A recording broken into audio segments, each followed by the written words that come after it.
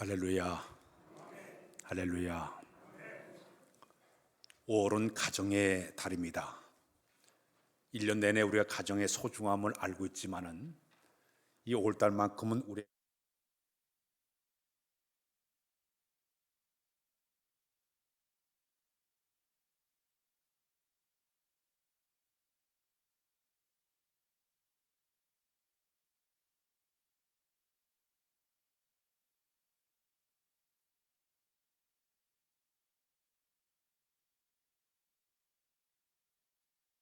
지난 주일날은 우리 자녀들이 어떻게 부모를 우리가 잘 섬기고 공경할 것인가에 대해서 여러분들에게 말씀을 나누었습니다. 오늘 셋째 주일에는 우리 가정 안에서 가장 중요한 이 부부 간의 관계가 굉장히 중요하기 때문에 오늘 부부에 대한 이야기를 여러분들과 함께 나누려고 합니다. 가정은 우리 하나님께서 만드신 신성한 기관이에요. 가정은 우리 하나님께서 우리 인간들에게 주신 최고의 귀한 선물이라고 볼 수가 있습니다. 특히 가정은 네 가지의 중요한 역할을 하고 있는데 첫 번째는 뭐냐? 우리의 안식처입니다. 삶에 찌렸던 사람들이 가정에 돌아오게 되면 몸을 편히 쉬는 휴식이 될 수 있고 안식처가 바로 우리의 가정의 모습들이에요. 또 하나 이 가정은 우리의 사랑의 공동체입니다. 가정 안에서 살아가면서 서로 가정을 중심으로 기쁨을 나누고 슬픔을 나누고 괴로울 때 슬플 때 위로받는, 즐거울 때 함께 웃음을 나누는 곳이 바로 우리 가정의 모습이라고 볼 수가 있습니다. 사랑의 공동체가 바로 가정의 모습입니다. 또 이 가정은 버팀목의 역할을 하고 있습니다. 어려울 때 형제가 부모가 서로 도와주면서 잡아주는 이 버팀목의 역할을 하는 것이 바로 가정의 모습이라고 볼 수가 있습니다. 또 하나는 가정 안에서 우리가 꿈을 키우는 곳이 바로 가정이에요. 자녀들이 자라가면서 부모님을 바라보면서 꿈을 키우게 됩니다. 내가 앞으로 이런 가정을 만들어야 되겠다. 앞으로 내가 이런 사람이 되었다. 꿈을 키우는 곳이 바로 이 가정의 모습이라고 볼 수가 있습니다. 가정의 구성을 보게 되면 여러 구성이 되어 있습니다. 첫 번째는 부부간의 관계가 있습니다. 두 번째는 부모와 자녀의 관계를 가지고 있습니다. 가정 안에는 형제와 자매의 관계를 가지고 있습니다. 또 부모님을 모시게 되면 부모와 할머니, 부모와 이런 관계를 맺는 조부모의 관계를 맺으면서 살아가고 있습니다. 이 여러 구성 가운데 가장 중요한 관계는 누구냐? 부부가 굉장히 중요한 역할을 하고 있습니다. 드라마를 보게 되면 드라마 가운데 주인공이 있는 것처럼 가정의 주인공을 꼽으라 그러면은 바로 부부예요. 부부간의 관계에서 부부 관계가 잘 되게 되면 가정이 행복하지만은 만약에 부부간의 관계에서 문제가 생기게 되면 불행한 가정이 될 수밖에 없습니다. 특히 부부간의 관계에서 가장 중요한 것은 당사자만의 문제로 끝나는 것이 아니에요. 부부가 잘못되게 되면요, 그 태어난 자녀들이 자라나면서 이 가슴에 못이 박힙니다. 더욱이 이 아이들이 어렸을 때 자라나는 인격 형성 과정 가운데 이 아이가 문제가 생겨나게 되면 훗날 이 아이가 이 사회적인 큰 문제가 된 아이들이 상당히 많이 있습니다. 지금 우리나라에서 사회적 문제를 일으키는 아이들을 전부 이렇게 보게 되면 다 그렇던 거 아니지만은 이 아이들이 통계적으로 볼 때 이 범죄하는 아이들, 고아나 편부나 편부에 자란 아이들이 상당히 많이 있어요. 그 이유가 아이들이 자라는 과정 가운데 인격 형성에 하나의 그 아이들이 이 반사회적인 감정을 갖기 때문에, 열등의식이 있기 때문에 이 아이들이 삐딱한 마음으로 자라나면서부터 이 아이들이 사회적으로 커다란 문제를 만들어내기 때문에 부부 간의 문제로 끝나는 것이 아니라 사회적으로도 엄청난 문제를 만들어내기 때문에 이 부부가 상당한 중요한 역할을 하고 있다고 볼 수가 있습니다. 그래서 우리가 이제 가정 안에서 우리 자녀들을 정신적으로 안정되게 만들고 이 아이를 신앙적으로 잘 키워내서 이가 하나님 중심으로 잘 신앙적으로 잘 키워내게 되면 그 가정만 위한 것이 아니라 사회와 민족과 국가와 이 사회 앞에 또 더 나아가서는 이 모든 세계 민족 앞에 아름다운 자녀를 키우는 것이 우리의 가정의 모습이 되어야 될 줄로 믿습니다. 심지어 우리 가정은 우리나라는 특별히 가정적으로 볼 때 불명예스러운 통계가 상당히 많이 나와 있습니다. 지금 우리나라 전 세계적으로 볼 때 불명예스러운 통계가 고아 수출 1위 국가예요. 우리나라가 자동차 사고가 1위 국가가 우리나라예요. 제왕절개 수술이 우리나라가 1위 국가입니다. 전 세계적으로 아이를 적게 낳는 저출산 1위가 바로 우리나라예요. 담배를 제일 많이, 인구 비례에서 담배를 제일 많이 흡연율이 바로 우리나라가 1위를 차지하고 있습니다. 거기다가 제일 마지막에는 OECD 국가 가운데 이혼을 제일 많이 한 나라가 우리나라입니다. 작년도에 우리나라의 통계를 보니까요, 혼인한 사람들이 19만 3천 쌍이 작년도에 결혼을 했어요. 근데 이혼한 사람들의 숫자가 10만 2천 건의 사람들이 이혼을 했습니다. 인구 1000명당 2건씩의 이혼율이 이루어지게 됐다는 얘기예요. 하루에 평균 이혼하는 사람들, 접수하는 사람이 535건 정도가 평균적으로 접수를 한다고 합니다. 결혼한 사람 3쌍 가운데 한 쌍 정도가 이혼하는 이런 끔찍한 일이 우리나라에서 현재 일어나고 있습니다. 더욱이 요즘에는 60세 이상의 그 황혼 이혼율이 점점 늘어나고 있다고 이야기하고 있습니다. 옛날에 일본에서 60년대, 70년대 일본에서 일본 남편 중국혼이라는 것이 있었습니다. 남편이 이제 직장 다니다가 은퇴를 하게 되면 은퇴하자마자 즉시 이혼하는 일이 일본에 상당히 많이 있었다고 얘기합니다. 그 이유를 알아보니까 남편이 일 중심으로 열심히 살다가 일을 딱 놓고 가정에 들어와서 집안에서 부인과 함께 생활하다 보니까 아내나 남편이 스트레스를 그렇게 많이 받는다고 얘기합니다. 근데 아내가 이상하게 시름시름 아파하기 시작하는 거예요. 그 표현을 어떻게 표현하는가 하면 비에 젖은 낙엽의 신세가 되었다. 빗자루가 이렇게 비에 젖은 낙엽이 이렇게 쓸어도 잘 쓰러지지 않는 것 같은 이런 존재가 되다 보니까 서로 간에 이 행복했던 이 가정 간에 이혼율이 그래서 많아진다고 그렇게 이야기를 하고 있습니다. 특히 심리학자 칼 융이 그런 얘기를 했습니다. 중년이 되게 되면 유전신에 겪었던 상처를 만약에 치유가 되지 못하게 되면 중년 때 돼가지고 그것이 표현적으로 드러나게 된다고 얘기하고 있습니다. 만약 중년 기간 동안에 이걸 회복하지 못하게 되면 황혼에 가서 이혼한 율이 상당히 높아지고 있다고 얘기합니다.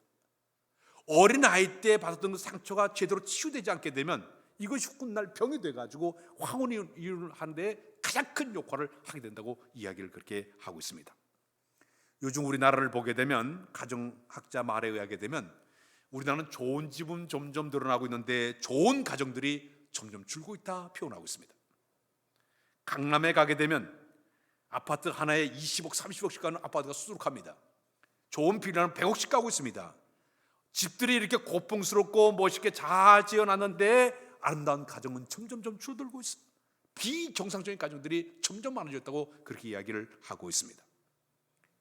이 가정이 쪼개지는, 붕괴되는 가장 큰 원인이 무엇일까요? 전체적으로 볼 때 가정이 깨진 첫 번째 붕괴 원인은 사랑이에요. 가족 간에 가장 이 사랑이 식어지게 되면, 사랑의 문제가 생기게 되면 가정이 문제가 터지게 되고 쪼개지고 이혼하게 되고 부부 간에 여러 가지로 문제가 생기는 것이 바로 사랑 때문에 그런 문제가 생긴다고 이야기하고 있습니다. 요즘 우리나라 사람들이 이혼하는 그 이유를 뭔가 쭉 보니까요, 첫 번째 이유가 이 나라가 전부 사회적으로 급속하게 도시화되면서부터 사람들이 정신적인 안정을 갖다가 사람들이 점점 잃어버리고 있다. 과거의 농부기 속에 농민 시대에 살 때는 사람들이 마음의 여유를 갖고 안정되게 살았는데 점점 도시화되면서 사람들이 안정 상태가, 이 피곤한 상태가 점점 쌓여가지고 이것이 바로 가정을 붕괴시키는 첫 번째 이유라고 얘기합니다. 두 번째는 이 산업화가 되면서부터 사람들이 시간과 조직에 매여 살다 보니까 부부 간의 대화가 상실되고 잃어버린 것이 큰 문제가 되고 있다고 얘기합니다.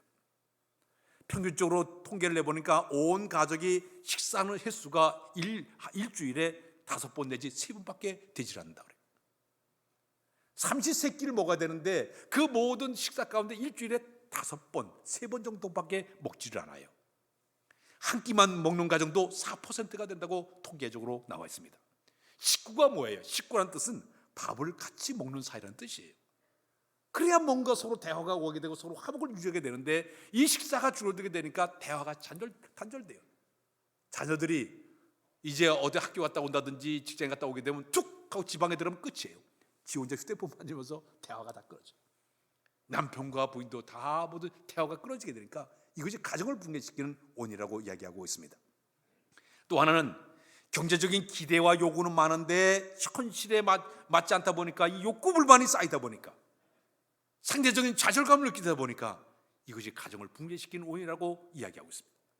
마지막에는 부부간의 성격 차이가 가정을 파괴시키는 엄청난 문제라고 이야기하고 있습니다.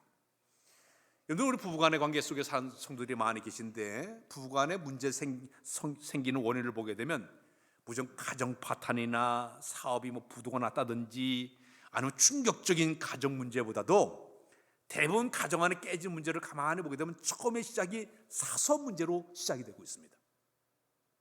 이 사소 문제가 감정이 쌓이고 쌓이다 보면 이것이 시한폭탄이 돼가지고 가정을 깨트려 버리는 거예요. 예를 들면 우리가 저수지에 큰 뚝이 무너지는 것이 조그마한 개미 구멍으로부터 시작이 돼가지고 점점 커져가지고 뚝이 무너지게 되는 것과 똑같은 원리예요. 지난번에 우리나라에 저 동해안 일대에 큰 불이 나가지고 엄청난 피해를 보지 않았습니까? 알고 보니까 60대 되신 분이 이 동네 사람들에게 불만이 생겨가지고 불을 확 붙인 것이 이게 원인이 돼가지고 쫙 퍼져나가지고 축구장 몇 개가 이렇게 날아갔다고 얘기해야 했습니까? 몇 날 며칠 동안 불을 끌려고 얼마나 노력을 많이 했습니까? 이 시작이 처음엔 사소한 걸로 시작했는데 이것이 점점 커지게 되면 이게 상처가 되게 되는 것이에요. 저도 한번 얘기한 기억이 있는데 어느 가정에 부부가 있었습니다. 부인의 성격은 아주 덜렁덜렁하는 성품이었어요. 남편은 반대로 아주 꼼꼼하고 실수가 전혀 없는 그런 부부였습니다. 그런데 문제는 치약을 사용하는데 문제가 있었어요. 부인은 덜렁대는 성격이니까 치약을 잡으면 가운데를 푹 눌러가지고 치약을 그렇게 사용합니다. 남편은 밑에서부터 자체 올라오면서 그래가 쓰고 있어요. 남편은 치약을 칫솔질할 때마다 항상 불만이에요. 부인이 그냥 가운데 푹 눌러가지고 하고, 그러니까 이거에 대한 불만이 생기기 시작했습니다. 어느 날 참다 못해가지고 왜 치약을 이렇게 쓰냐고 부인에게 한마디를 툭 던졌습니다. 그러니까 이 부인이 화를 벌컥 내면서 뭐 그리 치약이 얼마나 된다고 그 잔소리 하냐고, 서로 간에 한치도 양보 없이 싸움이 시작이 되었습니다. 치약으로 시작됐는데 갑자기 친정 문제, 시당 문제, 과거 얘기를 막 끌고 올라가지고 막 싸우더니 이혼하고 말았어요. 치약 하나가, 이 사소한 문제 하나가 온 가정을 깨트리는 이런 끔찍한 일이 벌어지고 말았습니다. 부부는 서로 마주보는 거울과도 같다고 얘기하고 있습니다. 상대방의 얼굴이 또 다른 나의 얼굴로 보여지게 된다는 얘기입니다. 내가 웃게 되면 상대방이 웃게 되어 있어요. 내가 찡그리면 상대방도 찡그리게 되어 있습니다. 여러분들 교회 와서도 마찬가지예요. 내가 반갑게 인사하면 상대보다 이렇게 반갑게 맞으면 내가 인상을 푹 쓰면 상대보다 인상을 쓸 수밖에 없을 겁니다. 그 예쁜 얼굴의 거울의 모습을 보기 위해서는 내가 먼저 예쁘게 웃을 수 있어야 상대방이 웃게 되는 것이죠. 자, 이렇게 살아가면서 부부간의 아름다운 관계를 어떻게 우리가 살아가야 될까요? 성경으로 좀 돌아가게 되면요, 창세기 2장 18절에 이런 말씀 우리 읽을까요? 시작. 여호와 하나님이 이르시되 사람이 혼자 사는 것이 좋지 아니하니 내가 그를 위하여 돕는 배필을 지으리라 하시니라.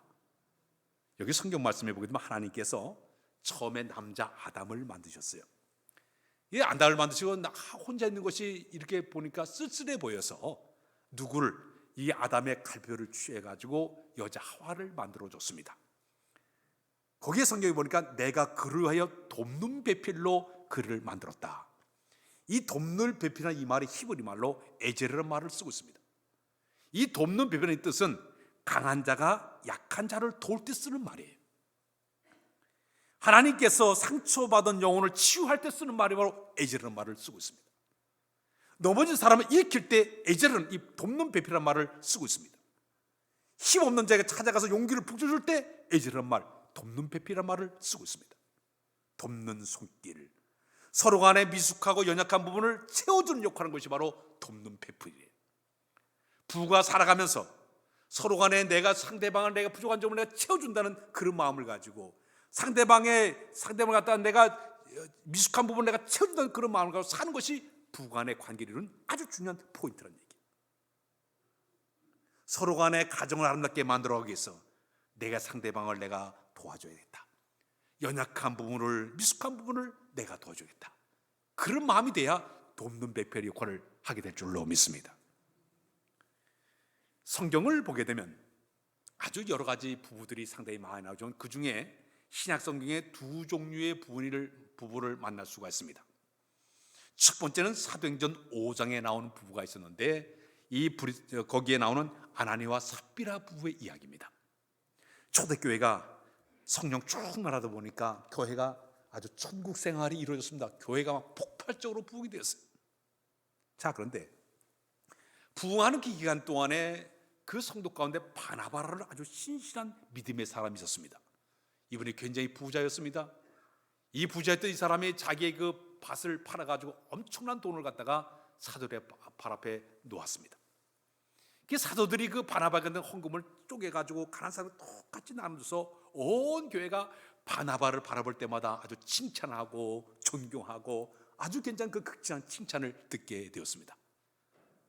그런데 그 가운데 많은 그 성도 가운데 이 아나니하고 삽비라 부부가 가만히 보니까 이 바나바가 칭찬 듣고 존경받으니까 우리들도 한번 칭찬 듣자, 우리도 존경받자, 그런 마음이 그들의 마음속에 익혔습니다. 어떻게 했느냐면 그들도 똑같이 가서 재산을 팔았습니다. 그 사도들의 발 앞에 그 재산을 가져오려고 하다 보니까 아까운 마음이 들었어요. 일부를 감추었어요. 그 다음에 반만 가져와가지고 사도들의 발 앞에 가져왔습니다. 그때 베드로 사도가 물었습니다. 이게 다냐? 네, 답니다.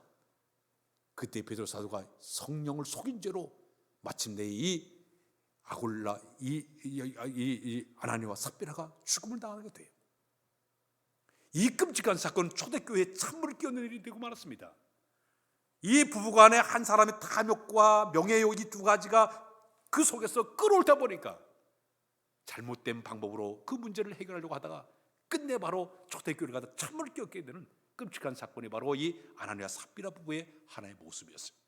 만일에 부부간의 한 사람이라도 그러면 안 돼, 우리가 신앙대로 해야 돼, 말씀대로 해야 돼, 이렇게 했으면 괜찮을 텐데 둘 다 똑같이 이걸 공모하다가 끝내 초대교회를 갖다가 엄청난 피해를 준 사람이 바로 이 아나니와 삽비라 부부의 모습이었습니다. 그러나 두 번째로 아주 아름다운 부부가 있습니다. 로마서 16장에 보게 되면 모범적인 부부를 꼽아라. 그럼 브리스길라와 아굴라 부부입니다. 이 아굴라라는 남편은 유대인 출신이에요. 그러나 부인의 이 브리스길라는 로마 귀족 출신이었습니다. 이 부부가 함께 로마에 살고 있었는데 갑자기 그 당시에 글라우디오 황제가 왕이 되면서부터 유대인들을 다 쫓아내버렸어요. 쫓겨나가지고 이들이 곤두 지방에 와서 그들이 생활하게 되었습니다. 생활하는 도중에 이들은 하는 직업이 천막을 만들어가지고 기어가지고 천막 만들어서 파는 그런 일을 하고 있습니다. 그때 사도 바울도 천막 만드는 기술이 있다 보니까 이 부부를 만나가지고 일을 하면서 복음이 전파되게 되었고, 이 브리스길라와 아굴라 부부가 사도 바울의 신앙을 이어받았습니다. 믿음으로 살려고 애를 쓰기 시작합니다. 신앙대로 살려고 애를 쓰기 시작합니다. 그래서 사도 바울의 좋은 동역자로 그들이 쓰임받게 돼요. 어느 곳에 가든지 사도 바울의 일에 동참하면서 동역하기를 시작합니다. 심지어는 자기 집을 내놓아가지고 이곳에 와서 선교하라고 자기 집도 털컥 내놓을 정도로 대단한 동역자로 그들이 쓰임받게 됩니다. 사도 바울은 이들의 그 섬김, 이들의 그 신앙적인 아름다운 모습을 갖다 칭찬하기 시작합니다. 어려운 환경 중에도, 이런 어려움 속에서도 철저히 신앙대로 살려온 그들의 부부를 칭찬하는 모습을 보게 됩니다. 사랑하는 여러분, 우리가 이 땅에 살아가는 동안 부부가 서로 만나서 결혼해서 사는 동안에 우리에게 중요한 신앙적인 자세가 있다고 하면 기왕 예수 믿고 신앙생활하는 건 하나님 보시 아름다운 가정 만들어 가시길 바랍니다. 서로 부부가 신앙의 중심으로 하나가 되어지고 신앙적인 중심을 통해서 어떻게 하면 우리가 하나님을 영원롭게 할 것인가, 주님을 기뻐시켜 여기 초점을 맞춰서 우리가 가정을 섬겨나갈 때 그 가정이 복된 가정이 되게 될 줄로 믿습니다. 특별히 오늘 이 본문에 보면 에베소 교회를 향해서 사도 바울이 편지를 쭉 쓰면서 에베소 교회 교인들에게 부부가 살아가면서 어떻게 사는 것이 가장 아름다운 삶인가를 표현을 해주고 있습니다.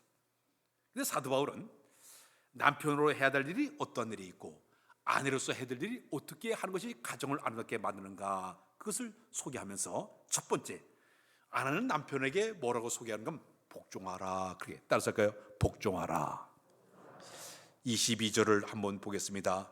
오늘 본문 22절 시작. 아내들이여 자기 남편에게 복종하기를 죽게 하듯 하라. 아마 이 말을 듣는 우리 여성분들은 거부 반응이 일어날 거예요.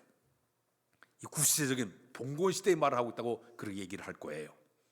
지금 시대가 어떤 시대냐? 요즘 우리나라가 이 여권 신장이 얼마나 많이 되었습니까? 특히 우리나라가 이제 앞으로는 이 남녀 성차별 금지법을 통과를 시켜가지고 남자 여자 동등한 위치에 놓으려고 지금 노력하고 있지 않습니까? 여성들이 요즘 사회적인 지위가 상당히 올라갔어요. 그러다 보니까 여성들이 당당해. 근데 어제 집안에 들어가서 남편에게 복종하느냐, 이 말 동의하지 않는 것이 대부분의 사람들의 마음일 거예요. 근데 성경에 들어가면 이상하게 사도 바울은 아내가 남편에게 하려는 복종하라는 말을 쓰고 있어요. 왜 이런 말을 쓰고 있을까요? 하나님의 창조 원리를 보게 되면 남편을 갖다가 그 가정의 가장을 세운 것은 이 가정의 리더자가 되라는 얘기예요. 가정의 모든 걸 리더로 질서를 잡아서 끌고 가는 사람이 되라고 세워졌다는 얘기예요. 창조의 원리는 여성보다는 남성의 자존심을 세워서 네가 가정의 리더자가 되고 성경적으로 제사장이 되어서 온 가족을 신앙적으로 지도하는 사람이 되거라. 이것이 바로 하나님 창조의 원리의 뜻이었습니다. 대개 이 남자들은요, 자존심을 먹고 살아요. 우리가 수탉을 보면 벼슬이죠. 이 벼슬, 자존심이거든. 옛날 여성들도 보니까 이렇게 머리를 높여가지고 자존심을 세웠다는데, 자존심. 공작새면 깃털을 쫙 자기 힘을 자랑하냐. 숫사자를 보게 되면 갈기를 크게 세워가지고 자기 자존심을 높이는 것이 동물들의 세계 하나의 모습이에요. 자기 힘의 상징이에요. 근데 남자들이 다 그런 마음을 다 갖고 있어요. 자기 자존심을 높여주기를 원하고 있어요. 설문조사를 해봤습니다. 남편이 아내로부터 가장 필요한 것이 5가지가 나오는데, 첫 번째가 바로 뭐냐? 자아를 존중해라. 내 자존심을 세워달라는 것이 첫 번째 요구라고 얘기합니다. 두 번째는 성적인 충족함을 주는 아내가 됐으면 좋겠다. 이것이 두 번째. 세 번째는 오락의 동반자로 취미 생활을 같이 했으면 좋겠다. 이것이 세 번째 마음이래요. 네 번째는 사랑의 대상자가 됐으면 좋겠다. 이것이 네 번째고, 마지막은 가정에 남편이 충실했으면 좋겠다. 아내가 충실했으면 좋겠다. 이것이 바로 남편들의 요구 사항이래요. 사랑하는 여러분, 여러분들의 가정에 돌아가서 남편을 바라볼 때 어떠한 눈을 가지고 바라보고 있습니까? 비록 남편이 가진 것도 없고 직장도 없고 세상에 지위와 명예가 없어도 내가 하나님의 성경 말씀으로 돌아가서 남편을 존중하는 마음으로 높여주는 마음을 갖는다는 것, 이것은 바로 성경대로 살아가는 하나님의 방법이 될 수가 있을 것이죠. 그러면 우리가 가정 안에서 남편의 자존심을 세워주는 방법이 무엇이 있을까요? 조금만 하나라도 실천해 보십시오. 내가 남편을 바라볼 때 영광스러운 존재, 아름다운 존재로 바라보는 거예요. 남편을 왕으로 보시면 나는 왕비가 되겠지, 그런 마음을 가지고 바라보는 거예요. 남편이 퇴근할 때 되면 부인이 할 수 있는 좋은 방법이 있습니다. 집에 오게 되면요, 남편을 왕처럼 모시게 되면 일부러 화장을 짙게 하고 일부러 집안을 깨끗하게 해놓고 향수를 쫙 뿌리고 남편을 맞이해 보십시오.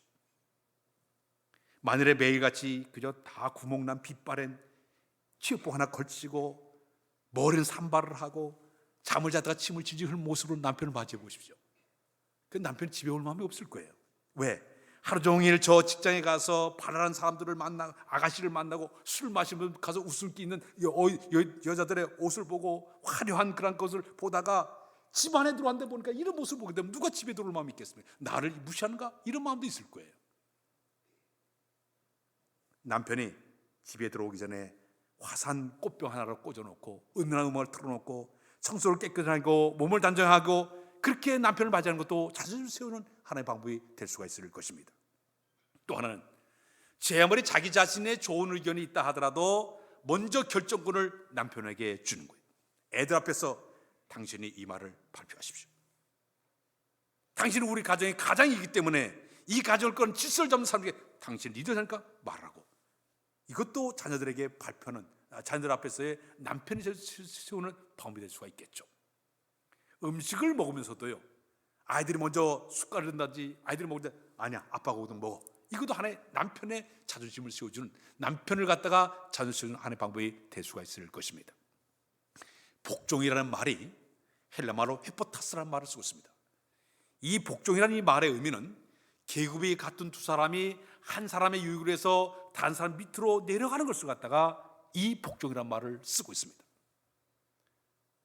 옛날에 초등학교에서 운동회를 하게 되면 탑을 이렇게 밑에서 아이들이 탁 엎드리게 되면 탑을 쌓아가지고 제일 꼭대기에 아이가 올라가서 깃발을 탁 들어.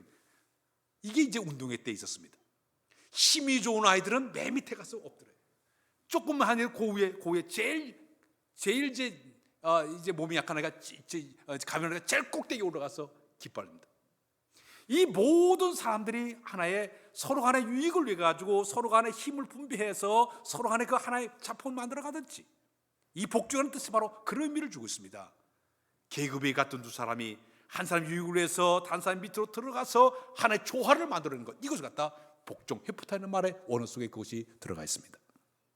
가정 안에서 물론 우리 남편 바라볼 때마다 여러 가지 부족한 점이 많지만 내가 가정을 위해서 복종, 자존심을 세워준 것도 우리 실천하는 방법이 되어야 될 줄로 믿습니다. 두 번째는 경외하라. 따라서 경외하라. 남편을 경외한다는 이 말의 의미는 포페타이톤 안드레라는 이 말을 쓰고 있는데, 이 말의 의미를 이렇게 세 가지 뜻을 얘기합니다. 첫 번째는 경외한다는 말은 서로 관심을 가지는 뜻을 가지고 있습니다. 남편에 대한 내가 관심이 있기 때문에 어떻게 하면 그 남편을 갖다가 어떻게 내가 남편을 갖다가 소중히 여길까? 자, 남편의 와이셔츠를 입을 때 어제도 제 아내가 보니까 오늘 이제 주일이니까 열심히 대리미질을 했어요. 오늘 목사님 오늘 와이셔츠 대리미질 해가지고 오늘 예배 때 이제 가서 다 이렇게 입게끔. 저는 때로는 가끔 네이타이를 맬 때도 아내한테 물어요. 이 색깔 어때? 하고 물어보고 제가 맸습니다. 제가 꼭 이제 예배당에 오늘 이제 주일 예배 딱 올라가면 성령 충만하세요. 그래 꼭 잊어버려요. 항상 웃으세요. 그래요. 목사님 웃어야 교인들이 다 웃어요. 항상 그래요. 모두 중에 큰일이지. 웃는 거. 자, 아내로서 열심히 남편이 좋아하는 여러 가지 모습을 갖다가 관심을 갖고 도와주는 것도, 이것이 바로 경외한다는 뜻에 들어가 있습니다. 두 번째는 상대방을 명예롭게 한다는 뜻을 가지고 있습니다. 밖에서 힘들게 돌아온 남편을 위해서 그제 내 남편의 영광스러운 존재를 생각하면서 어떻게 하면 이 남편을 명예롭게 할 것인가, 이것이 바로 경외한다는 뜻에 들어가 있습니다. 마지막에는 뭐냐면 대접한다는 의미를 가지고 있습니다. 우리가 손님 대접할 때 며칠 전부터 고민한 반찬을 준비하는 것처럼, 청소해놓고 준비하는 것처럼 내가 남편을 대접한다는, 경외한다는 그런 마음을 가지고 준비하는 것도, 이것이 바로 아내가 남편을 이제 경외하는 방법이 되게 되는 것입니다. 그렇다면 우리 남편들은 아내를 어떻게 해야 될까요? 남편이 아내에게 할 수 있는 가장 큰 방법은 뭐냐? 따라서 할까요? 사랑하자. 남자들도 크게 하세요. 사랑하자. 사랑이 뭘까요? 오늘 25절에 보니까 이렇게 표현했어요. 시작. 남편들아 아내 사랑하기를 그리스도께서 교회를 사랑하시고 그 교회를 위하여 자신을 주신 것 같이 하라. 우리 예수님께서 우리에게 보여준 사랑의 모습이 있습니다. 우리 인류를 사랑하사 자기 몸을 아낌없이 다 모든 걸 우리에게 내어줬습니다.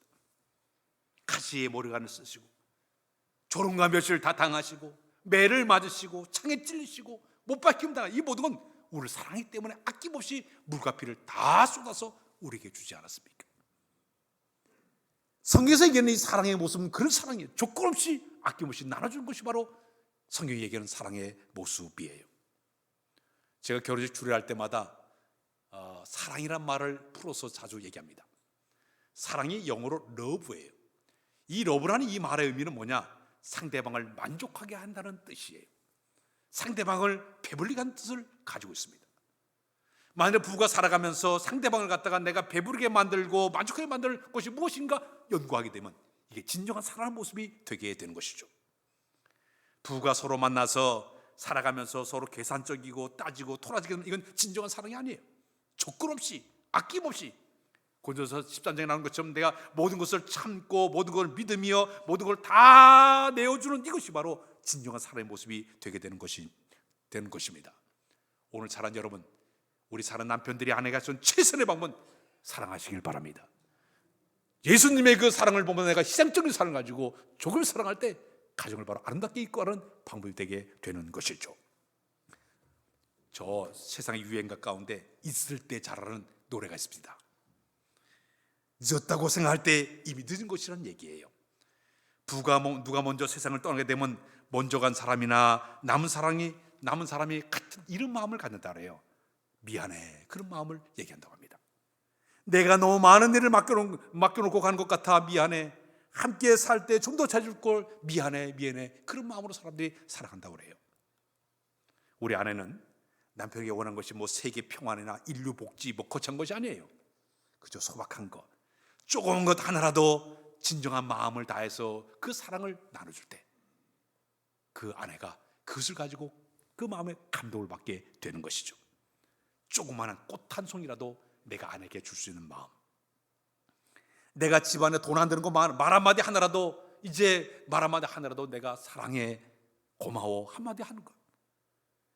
연세 많이 드신 분들은 이런 말 한마디를 굉장히 감동을 받는, 같이 살아줘서 고마워, 이것도 굉장한 말의 서비스라고 얘기하고 있습니다. 철학자 괴테가 그런 얘기를 했습니다. 지금 아내의 얼굴 모습은 남편의 작품이다 그랬습니다. 아내의 얼굴을 보게 되면 남편이 어떻게 대했냐가 그 얼굴에 다 써있다고 그래요. 속을 썩으면 아내의 얼굴에 주름살이 빠글빠글할 수밖에 없을 거예요. 아내가 화나게 되면 남편이 그 아내를 사랑하기 때문에 그런 모습이 되게 되는 것이. 5월달 가정의 달을 맞이해서 우리 가정으로 각자 돌아가서 우리가 이 성경 말씀을 중심으로 해서 사랑하고, 정말 가정 안에서부터 내가 경외하는 마음을 갖게 되고 복종하는 마음을 통해서 하나의 부부관계를 만들어갈 때 여러분들까지 복된 가정이요 행복한 가정이 되게 될 줄로 믿습니다. 기도합니다. 주님, 저들에게 부부간의 관계를 이루어가도록 도와준 것을 감사합니다. 진정한 사랑의 관계로 잘 서로 사랑하도록 도우시고 경외하고 복종하여 가정을 아름답게 만들어가도록 인도하여 주옵소서. 예수 그리스도의 이름으로 기도하옵나이다. 아멘.